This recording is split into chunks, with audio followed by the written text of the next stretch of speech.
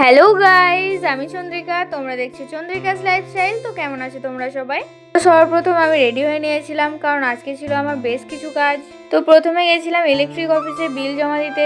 আর একটু পর দেখলাম ভীষণ বৃষ্টি শুরু হয়ে গেছে, তো এখানেই হয়ে গেছিল আমার অনেকটাই লেট।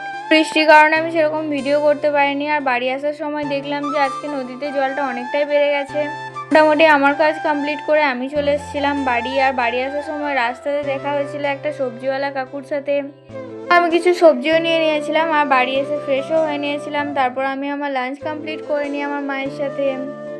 জানো তো আজকে ছিল মঙ্গলবার, বিপত্তারিণী মায়ের পূজা। তো সেই জন্য আমাদের বাড়িতে বিকালবেলা আমার মা আজকে লুচিও বানিয়েছিল। তো এরকম মা একদিকে লুচি বানায় আর আমার একদিকে খেতে তো ভীষণ ভালো লাগে। তোমরা কে কে এরকম মা রান্না করলে মাকে জ্বালাও, অবশ্যই জানিও। খাওয়া দাওয়া কমপ্লিট করে আমি একবার এসেছিলাম বাড়ির বাইরের দিকে। আর এই যে মায়ের মন্দিরটা দেখতে পাচ্ছ, এখানেই আজকে হয়েছে আমাদের বিপত্তারিণী মায়ের পূজা। আর যেহেতু আমি সকাল থেকে বাড়িতে ছিলাম না, সেই জন্য আমি আজকের পুজোটাও মিস করে গেছিলাম। কিন্তু এই যে মা আমাকে এই লাল ধাগাটাও বেঁধে দিয়েছিল। আর জানো তো এটা শুধু না একটা সুতো নয়, এটা হচ্ছে মায়ের আশীর্বাদও। তো আমার এই সুতোটা পরার পর হাতটা একদম পাল্টে গেছিলো আর বেশ দেখতেও ভালো লাগছিল।